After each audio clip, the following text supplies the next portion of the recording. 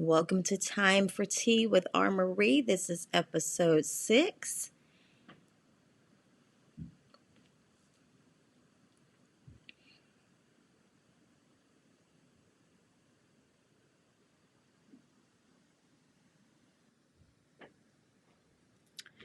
And we are live. It is right at 7 o'clock.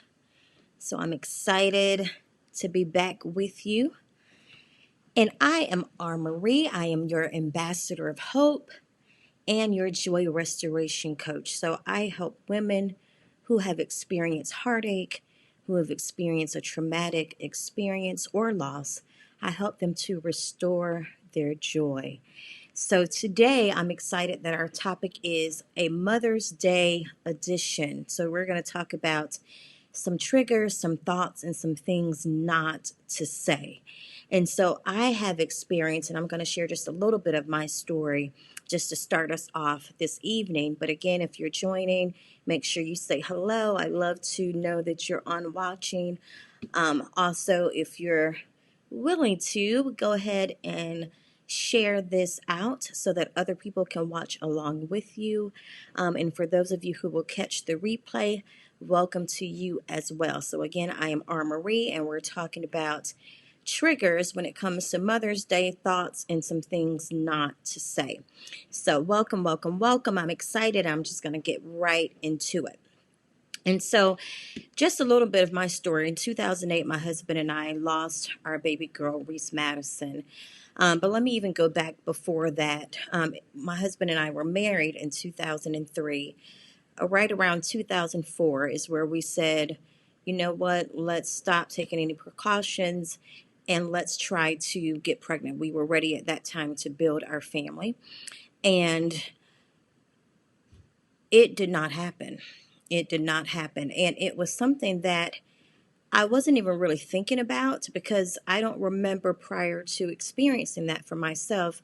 I don't remember it really even being talked about. And so, like I said, we were doing what was necessary to do to try to get pregnant, and it just was not happening. And at first, we were like, okay, maybe it will take some time. But after about a year, it was, whoa, okay, maybe there's an issue. Maybe there is something wrong. And so we did where we went to doctors and tried to get testing done and things like that.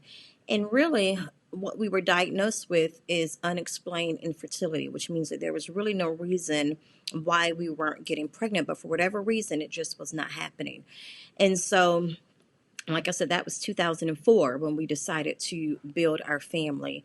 And I can recall, and ladies, if you are trying to get pregnant, then you are taking pregnancy tests, you are watching your ovulation cycle, and so you're watching all of these things to try to better your chances of getting pregnant. And so that was 2004.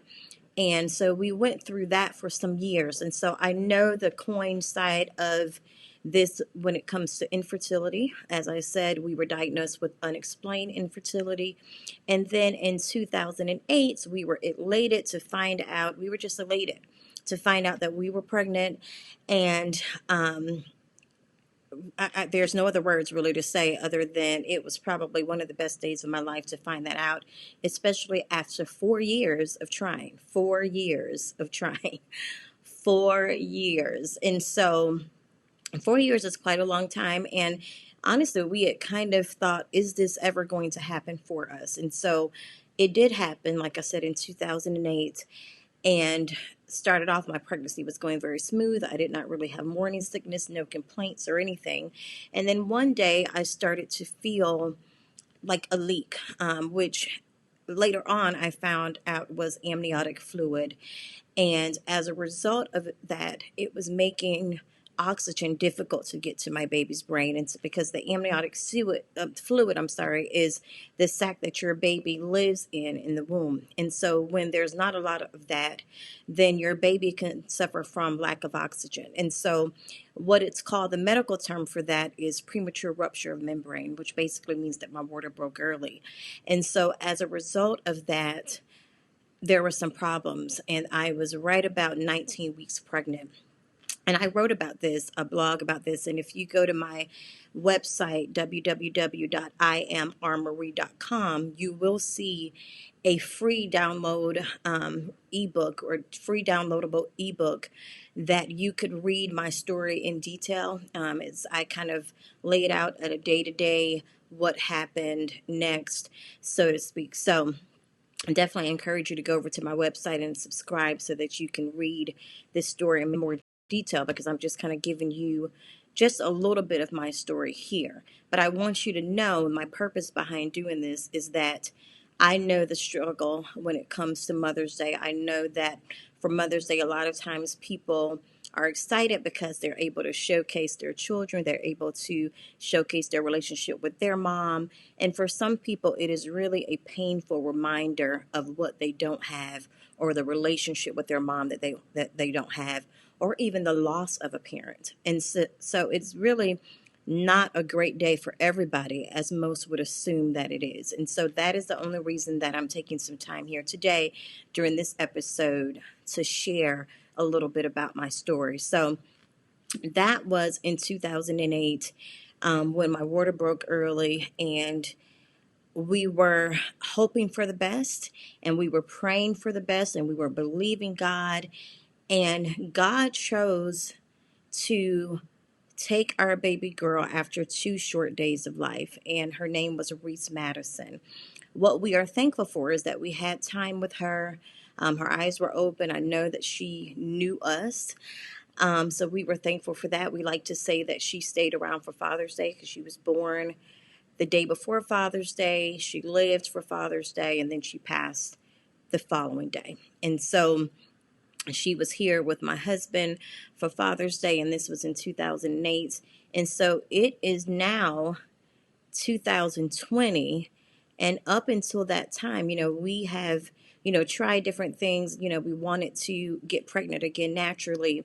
And my husband and I, well, I will say first my husband, because we've talked about adopting for quite some time. As a matter of fact, we wanted to adopt even when we had biological children. My thought always was to have biological children first prior to adopting. And so that was our goal.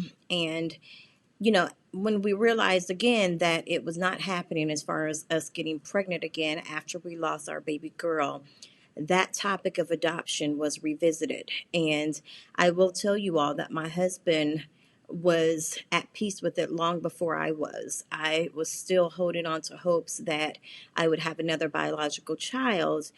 And I was holding on to that because, again, I wanted to do that prior to adopting.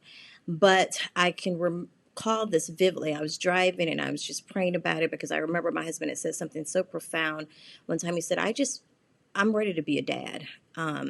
Whatever way God deems that possible for us, I'm ready to be a dad. And it was just really a push for me to rethink some things. And I was just in prayer about it. And I remember vividly just hearing, you've already had a biological child. Although that child is no longer with you, Reese Madison is in heaven. You have already given birth to a biological child. And that's what sometimes is also very difficult about Mother's Day is people forget that you were even pregnant. I had to have a C-section, and you hear people talking about, how difficult that process is, and, getting back up, moving around, and taking care of your child. Well, just imagine having a C-section, still having the scar on your body, still feeling the effects of that, but leaving the hospital empty-handed. And so just imagine that. And so, again, I had a biological child, but when society looks at motherhood, they're looking at someone that they can see mother their children, that they can see pictures and post and happy times and hear about their children growing up. And so sometimes it's hard for us to identify ourselves as a mom when our children are no longer here. And so I said all of that to say that it's kind of been a whirlwind of a God story. I'm going to share this, and then I'm going to get back into the topic for today, the Mother's Day edition, our triggers and thoughts and things not to say. But I said all of that to say that, just praying about this, the adoption, and God just laying that on my heart that, we already had a biological child, that I felt peace with adopting. And so my husband and I announced probably about a year and a half, 2 years ago, that we were planning to adopt. And we wanted to do that through a private agency. And adoption is extremely expensive, y'all. I don't know if you know, it can run up between $30,000 to $45,000 easily when you're going through a private adoption agency. And so we were just in prayer about it, and God literally blew our minds. We recently adopted our baby girl, Reagan Madison, and she just turned 3 weeks old yesterday. So we are so excited. So I wanted to share that with you all because one, last week I postponed it to or canceled last week's episode, I think a week or two prior to that, which is the day that we brought her home from the hospital. I postponed the episode. So I wanted you to know what's going on. I'm still here very much to serve you all, but I am on team no sleep right now. I'm looking at my eyes yesterday, or last night, I should say, my baby did not go to bed until after 5 o'clock this morning. And so I am literally on team no sleep, but I'm super excited. It's all worth it. Hi, Anna Pierre. Thank you for joining. So I'm super excited about that. So I wanted to share that with you all. So I can't wait for you guys to meet her. She's resting right now and sleeping, so I dare not wake her up, especially after she's been up most of the night and kept us up. So we're going to pray, and I want y'all to pray along with me that she lets us rest tonight and she gets some rest tonight. So we're going to get right into it. So some triggers for Mother's Day, because again, everybody does not see this day as a joyous day. I remember going to church and just dreading it, thinking, do I stand up when they say mothers stand? I mean, it's just a dreadful thing because it reminds you again of what you do not have or what you have lost. And so some triggers for Mother's Day will definitely be infertility. As I've already talked about, that I have experienced myself. That definitely is a trigger when you are reminded of the fact that other friends or family members have had children, seemingly gotten pregnant easily, and it is a reminder of what you don't have. Another trigger for Mother's Day that you may find is pregnancy loss or the loss of a child. And so I too, again, have experienced that as well, where I've lost a child. And so it was just a painful reminder. And it really is like a catch-22 because you're thankful for, well, I'll speak for myself. I was thankful for my relationship with my mom and wanting to go out and celebrate with her and my sister, and other family and friends who have children. But there was just a deep void in my own heart for what I didn't have. And so that's what made it super difficult to enjoy Mother's Day. I can recall one instance where I went with my husband and we were celebrating my mother-in-law and her sisters, and I just could not do it. Hi, Dad. Thank you for joining.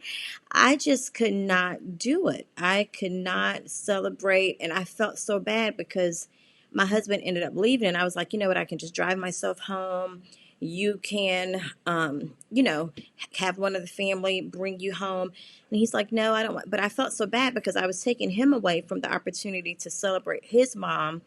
But I was just not in that mind space that I could celebrate anybody at that point. And so it really can be a trigger. Hi, Tanika. Thank you for joining. And yes, Reese Madison is resting well.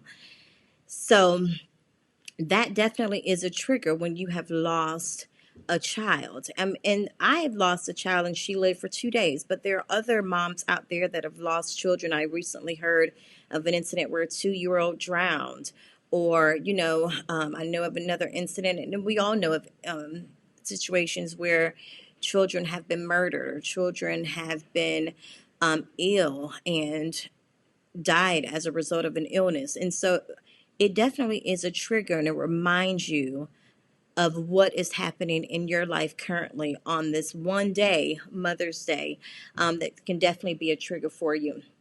Another trigger is not really having a support system as a mother. I'm so thankful, like I said, that we adopted our beautiful baby girl, and we have such a vast support system. We have family, we have friends, both my mom and my in-laws. Everybody's just coming through. We joke and say, our doorbell has not rung this much in the 16 years my husband and I have been married. Every day she's getting Amazon packages, she's getting, something from somewhere else. People absolutely have been showing love, and that support system, we cannot do it without it. And so some moms that may live away from family, or may not have a large family, or may not have a close relationship with family, that do not have the support system, Mother's Day is not a happy time for them. And so again, that could be a trigger as well. And let's see, what else do I have down here? A negative view of motherhood. Sometimes when you didn't have a positive relationship with your own mother, you have a negative view of motherhood, and sometimes that is a painful reminder. A lot of times what people do in that case, well, they either do one of two things. Either they try to compensate and do a much better job of parenting than they saw their parent do, or they fall into those footsteps of that parent. And so again, that could be a trigger that I didn't have a positive relationship with my mom. Maybe I felt abandoned by my mom, or maybe I lost my mom due to death, or we have a distant relationship. And so all of those things are triggers when it comes to Mother's Day. Again, we see the pretty posts and we see everybody posting, and Facebook gives us the opportunity to shout out our moms and post pictures of our children. But I want you to always think about, because that's the part here where I'm talking about our thoughts, always be mindful and aware of people in your circle, or people that you may have come into contact with, that may look upon your pictures and come to tears. Or it may be a painful reminder as you're just gloating about your relationship with your mom, that they no longer have their mom here with them. And so just think about those things. Now, am I saying to not, show your own happiness? That's not what I'm saying at all. But what I am saying is just be more aware of what people may be experiencing around you. And people who have experienced loss, it means so much to them for you to just mention their child's name, ask them how they're holding up, even saying Happy Mother's Day to them. I can't tell you how many times people have looked at me and said, never mind. Like they have no idea whether to say, should I say Happy Mother's Day? I mean, even now that people know we have our baby girl, a lot of people are saying happy first Mother's Day, as if, they didn't know that I was a mother already. And I do understand that it's our first Mother's Day, or my first Mother's Day with my newborn. However, again, just be aware of what it is that you're saying to the people that you're talking about, and make sure, because that's a way of just taking care of each other, just being aware of someone's circumstance and being empathetic, and really just looking out for them, looking out for each other, and putting yourself in their shoes. So I'm going to take a quick break for a cup of tea. I hope you guys have your tea. And I meant to show you guys my cute little honey spoon, but it's already dissolved in my tea. So give me 1 second. That is yummy tea. I'm telling y'all, it's just a hug in a cup. If you don't love hot tea, I don't know what to say, but it's a beautiful thing. All right, so other reasons, I think I've talked a little bit about, abandonment by a parent, having a distant relationship or an unhealthy relationship with a parent. All of those things are triggers for Mother's Day. And so we really want to, like I said, just care for the people in your circle. One of the things that really stood out to me, I would never forget this, when my husband and I lost our first baby girl, Reese Madison. One of our cousins did not know what to say to us, when she came to visit. And I remember, which it touched my heart so much, I remember her saying, I actually Googled what to say and what I shouldn't say when I come around you guys, because she said, I really didn't know what to say. And that is just so honest. If you really don't know what to say, that's okay. That's okay. The person who is experiencing it will understand it better if you say, you know what, I'm just here for you. I really don't know what you need. I really don't know what to say. I've never experienced this. I can't even imagine what it is that you're going through. that's honest, and I'm telling you, that person will appreciate you all the more for even putting forth that type of effort, rather than you having good intentions but saying the wrong thing. And so you really want to be careful about what it is that you're saying. So you're welcome, Tanika. I think transparency is a beautiful thing, and I think that we could use a lot more of it. I think that freedom comes from being transparent. I think that healing comes from being transparent. And so I think it is much needed, especially among us. And so I'm glad that you're here. Hi, Gretchen. Thank you so much for joining. And so some of the ways to cope with some of those triggers is to, and I'm just going to go through this very quickly, is to start some of your own Mother's Day traditions. Whether that is perhaps visiting a mom at a gravesite, or visiting the gravesite of your child, or writing in a journal to your child, or writing out your feelings, or getting professional help from a counselor or a coach, such as myself. Shameless plug there. But all of those things help you to cope. And so you really want to be honest about what it is that you're feeling, because again, that is what's going to help you. If you don't admit that you're feeling the pain, or you're feeling inadequate as a woman, or you're feeling embarrassed, if you don't want to admit any of those things, then you're not going to be able to walk in the healing that you need to be able to walk in. And so it's very important that we admit those things. And so now I want to get to some things not to say, because there are some things that you should just not say. So let me just say this. I'll start here. Let's stop assuming that someone does not want kids. So let me paint the picture of what I'm saying here, because I too have had this happen several times. I've talked to many women that have had this occur as well. So, you know, you're talking to someone in conversation, they know that you're married, they know that you've been married for quite some time, but they don't see kids. And so one of the things that I've gotten very often is people saying, "Y'all don't want kids?" And that is often the assumption that you don't want kids because people don't see kids. And so if we just think for just a moment here, if we just think, and you see two married individuals and they seem to have a happy marriage, why assume that they don't want kids? Why not think for a moment before you speak and think, well, perhaps they do, but there's something going on that is preventing them from having children. Or, if that is a choice that they have made, then allow them to share that with you. But let's get away from making assumptions about the situation. Let's not assume that just because you don't see kids that they don't want kids. Often, right after someone gets married, that those of you who are single women out there, that people are constantly asking you, when are you going to get married? When are you going to get married? When are you going to get married? And that in itself can become frustrating, because you almost avoid conversation with people just to avoid that question. Well, I will tell you, once you get married, then the next question is, when are you going to have children? When are you going to have children? And so sometimes you avoid people with that, because you're tired of coming up with a reason or something to say just to end the conversation, because you're really trying to find a way just to shut the conversation down. But let's stop putting people in that position that they have to do that. And so again, we don't want to just assume that someone does not want kids because we don't see them with children. Okay, so let's just stop and think about that.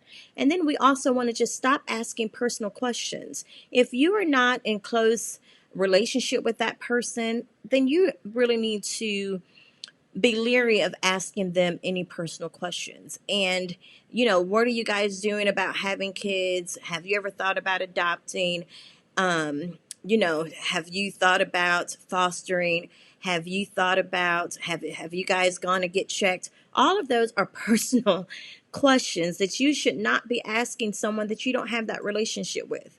And so you want to be careful that you're not getting into someone's business and putting them in a spot that they're uncomfortable, and having to almost make up something to tell you just to shut the conversation down. Don't put people in that position.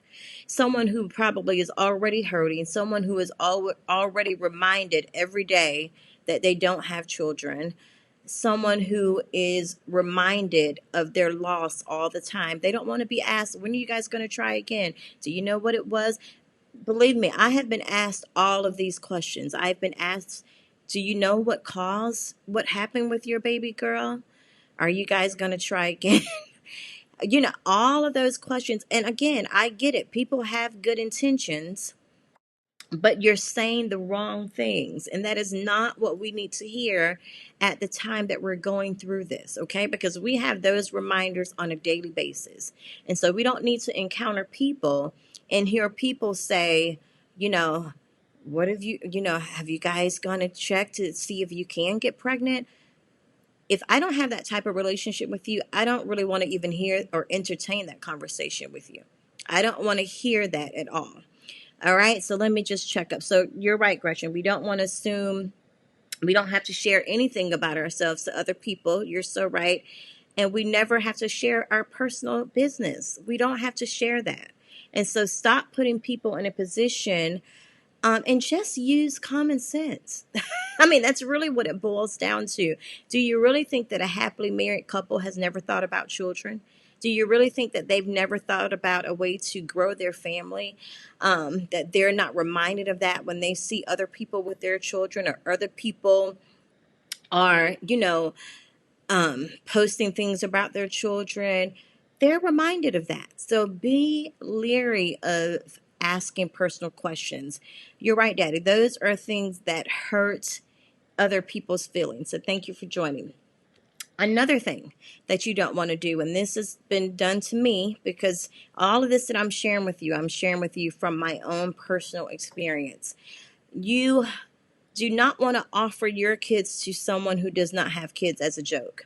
I can't tell you how many times someone has said, well, if you want my kids, you can come and babysit, you can come and take them, you can come and do whatever with them. Because what you're basically saying to that person is, I was able to do something that you were not able to do, and you can come and just have my children for some time, just to kind of pacify or satisfy your need, is basically what you're saying.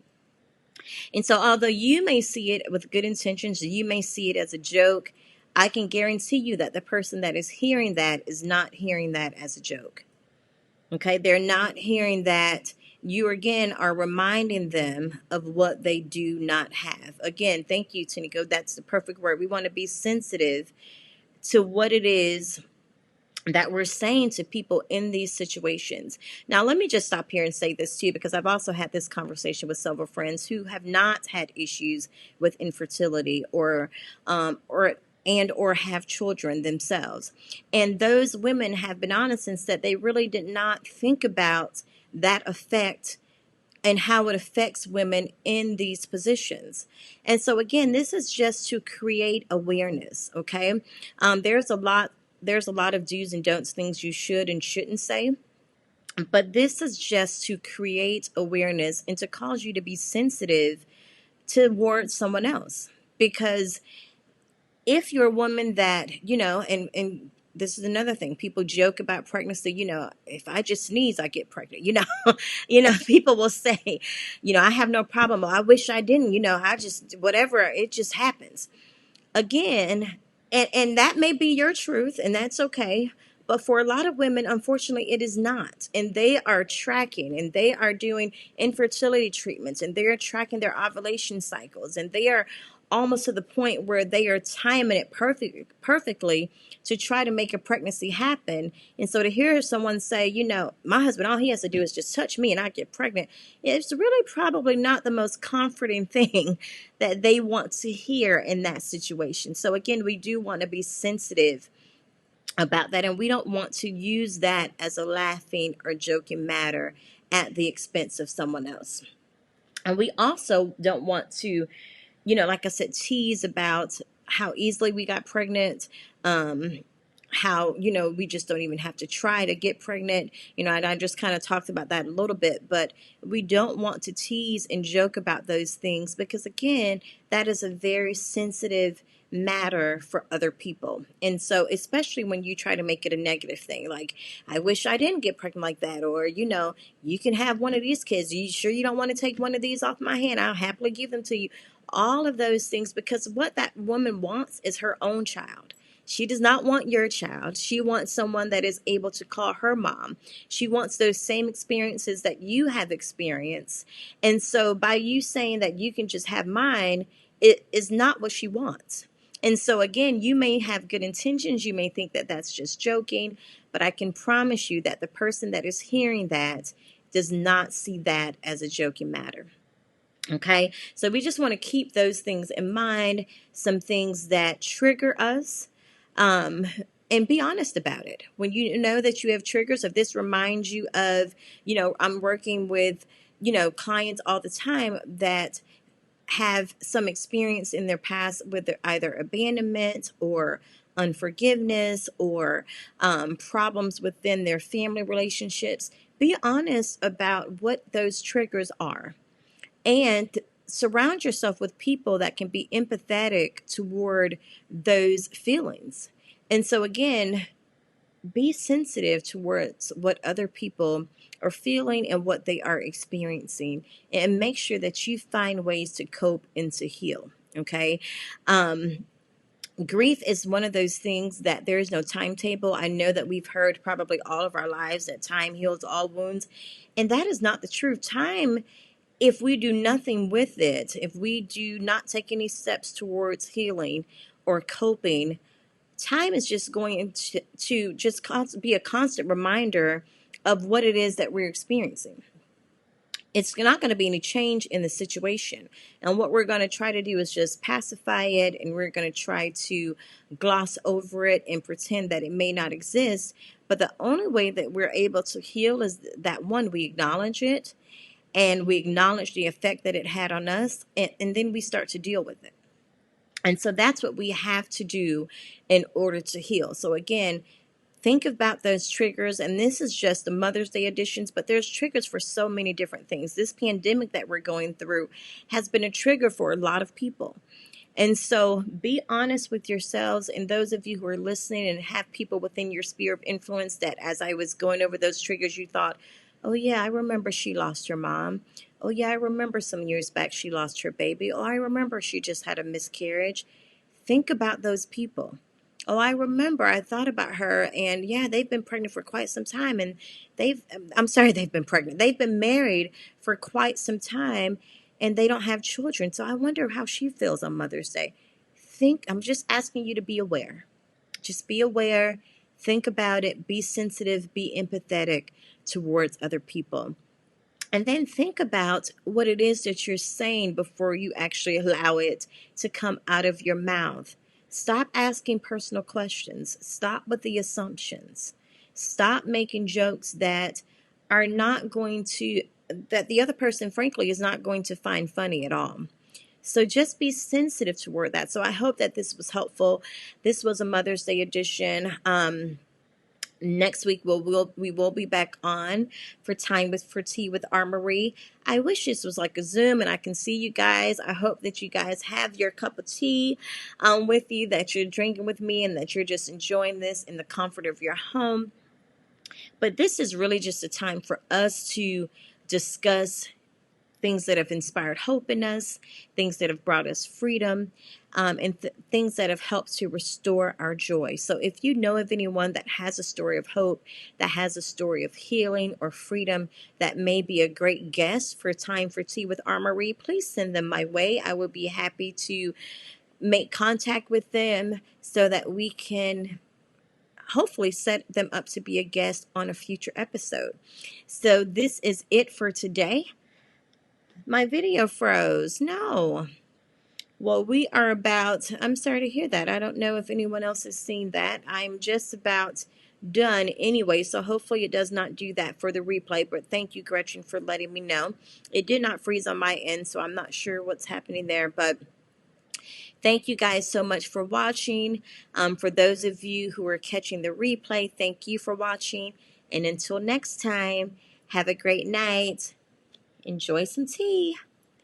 Have a great night, guys.